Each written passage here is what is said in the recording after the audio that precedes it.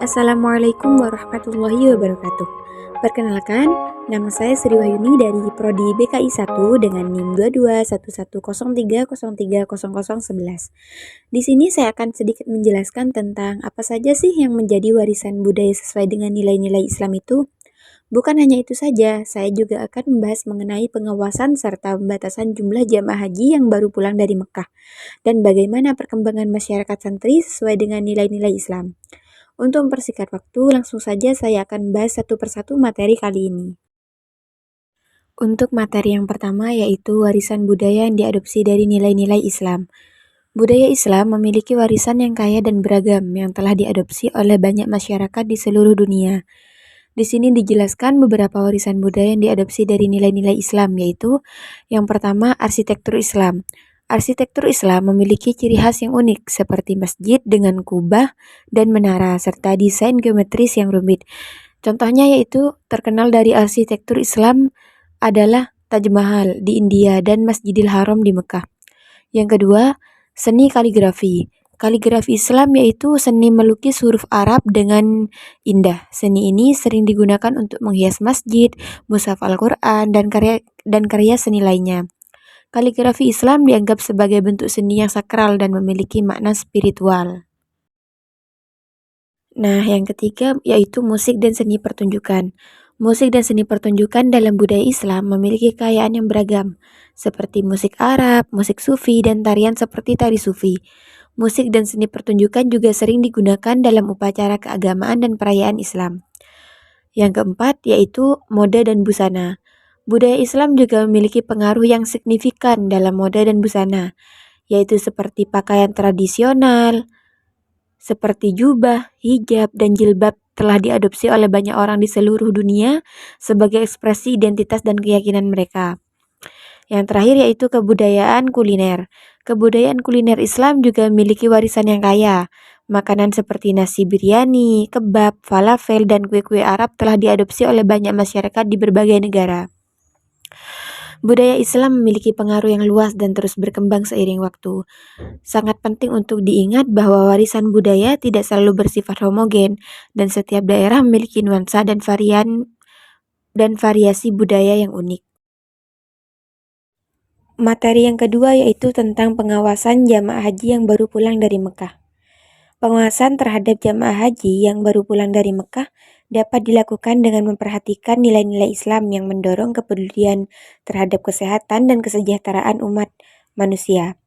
Di sini ada beberapa aspek pengawasan yang sesuai dengan nilai-nilai Islam, yaitu yang pertama, perhatian terhadap kesehatan. Di sini Islam mengajarkan bahwa pentingnya menjaga kesehatan dan mencegah penyebaran penyakit. Dalam konteks ini, pengawasan terhadap jamaah haji yang baru pulang dari Mekah meliputi pemeriksaan kesehatan, karantina, dan pemantauan kesehatan. Hal ini dilakukan untuk melindungi jamaah haji dan masyarakat luas dari resiko penyebaran penyakit. Yang kedua yaitu keadilan dan kesetaraan. Di sini Islam juga menganjurkan bahwa perlakuan yang adil dan setara terhadap semua individu. Dalam pengawasan ini terhadap jamaah haji, penting untuk memastikan bahwa semua jamaah haji diperlakukan dengan adil dan mendapatkan perlindungan kesehatan yang sama. Tidak ada diskriminasi berdasarkan suku, ras, ataupun status sosial dalam pengawasan ini. Yang ketiga yaitu edukasi dan informasi. Islam juga menghargai pengetahuan dan edukasi. Dalam pengawasan terhadap jamaah haji, penting untuk memberikan edukasi dan informasi yang akurat tentang tindakan pencegahan penyakit, gejala yang harus diwaspadai, dan langkah-langkah yang harus diambil jika terjadi masalah kesehatan. Hal ini juga membantu jamaah haji untuk menjaga kesehatan mereka sendiri dan mencegah penyebaran penyakit kepada orang lain. Yang keempat yaitu kepedulian sosial. Islam mendorong umatnya untuk saling peduli dan membantu sesama. Dalam pengawasan terhadap jamaah haji, penting untuk memastikan bahwa jamaah haji mendapatkan perawatan yang medis yang diperlukan jika mereka mengalami gejala penyakit atau masalah kesehatan. Selain itu, juga penting untuk memberikan dukungan emosional dan psikologis kepada mereka yang mungkin mengalami kesulitan setelah perjalanan haji. Nah, pengawasan terhadap jamaah haji yang baru pulang dari Mekah ini sesuai dengan nilai-nilai Islam adalah bentuk implementasi dari ajaran Islam yang mendorong kepedulian terhadap kesehatan dan kesejahteraan umat manusia. Dalam melakukan pengawasan ini penting untuk memastikan bahwa nilai-nilai Islam seperti keadilan, kesetaraan, dan kepedulian sosial itu sangat dijunjung tinggi. Nah, untuk materi yang ketiga yaitu pembatasan jumlah jamaah haji. Dalam konteks nilai-nilai Islam di Nusantara, pembatasan jumlah jamaah haji tidak secara eksplisit diatur dalam ajaran agama Islam.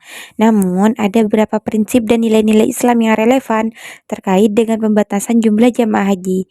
Di sini saya akan menjelaskan ada beberapa nilai-nilai Islam yang dapat ditemukan dalam konteks pembatasan jumlah jamaah haji di Nusantara, yaitu yang pertama, kesehatan dan keselamatan. Islam mengajarkan pentingnya menjaga kesehatan dan keselamatan diri sendiri dan orang lain dalam situasi tertentu, seperti ketika terjadi wabah atau kondisi darurat kesehatan. Pembatasan jumlah jamaah haji ini dapat diterapkan untuk melindungi kesehatan dan keselamatan umat muslim. Hal ini juga sejalan dengan prinsip Islam untuk menjaga dan melindungi jiwa. Yang kedua yaitu keadilan dan kesetaraan. Islam menganjurkan perlakuan yang adil dan setara terhadap semua individu. Dalam konteks pembatasan jumlah jamaah haji, prinsip keadilan dan kesetaraan dapat diterapkan dalam memastikan bahwa setiap individu memiliki kesempatan yang sama untuk menjalankan ibadah haji. Pembatasan jumlah jamaah haji ini dapat dilakukan untuk memastikan bahwa semua jamaah haji layak mendapatkan pelayanan dan fasilitas yang memadai. Yang ketiga, kemaslahatan dan kepentingan umum, yaitu di sini Islam mengajarkan bahwa pentingnya memperhatikan kemaslahatan dan kepentingan umum dalam pengambilan keputusan.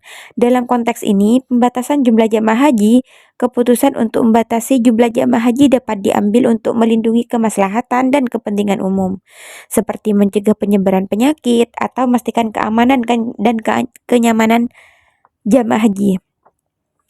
Di sini sangat penting untuk dicatat bahwa pembatasan jumlah jamaah haji adalah keputusan yang diambil oleh otoritas terkait, seperti pemerintah dan lembaga pengelola haji di setiap negara. Keputusan ini didasarkan pada pertimbangan kesehatan, keamanan, dan kemaslahatan umum. Nilai-nilai Islam di Nusantara seperti kesehatan, keadilan, kesetaraan dapat menjadi faktor yang mempengaruhi pengambilan keputusan tersebut. Nah, untuk materi yang terakhir yaitu tentang perkembangan masyarakat santri. Perkembangan masyarakat santri ini memiliki kaitan yang sangat erat dengan nilai-nilai Islam yang mendorong pendidikan, keilmuan, dan pengembangan diri. Di sini ada beberapa nilai-nilai Islam terkait dengan pengembangan masyarakat santri. Yang pertama, pendidikan dan pengetahuan. Islam di sini mendorong umatnya untuk mencari ilmu pengetahuan dan mengembangkan potensi diri. Pengembangan masyarakat santri juga didasarkan pada nilai-nilai Islam yang menghargai pendidikan. Santri diberikan kesempatan untuk belajar dan mendalami ajaran agama Islam, ilmu pengetahuan umum, dan keterampilan praktis yang dapat membantu mereka dalam kehidupan sehari-hari. Yang kedua yaitu keadilan dan kesetaraan. Islam juga mengajarkan pentingnya perlakuan yang adil dan setara terhadap semua individu. Dalam pengembangan masyarakat santri, prinsip keadilan dan kesetaraan dapat diwujudkan melalui pemberian kesempatan yang sama untuk mendapatkan pendidikan dan pengembangan diri. Tidak ada diskriminasi berdasarkan suku atau ras ataupun latar belakang sosial dalam pengembangan masyarakat santri. Yang ketiga yaitu kepedulian sosial dan kemanusiaan. Islam juga mendorong umatnya untuk saling peduli dan membantu sesama. Dalam pengembangan masyarakat santri, nilai-nilai kemanusiaan dan kepedulian sosial juga dapat diterapkan melalui pemberian bantuan dan dukungan kepada mereka yang membutuhkan, baik dalam bentuk pendidikan, kesehatan, ataupun kesejahteraan sosial. Yang terakhir, yaitu kemandirian dan tanggung jawab. Islam mengajarkan pentingnya memiliki kemandirian dan tanggung jawab terhadap diri sendiri ataupun masyarakat. Dalam pengembangan masyarakat santri, nilai-nilai ini dapat diterapkan dengan memberikan kesempatan kepada santri untuk mengembangkan keterampilan dan kepemimpinan yang dapat membantu mereka menjadi seorang pribadi yang mandiri dan bertanggung jawab dalam masyarakat.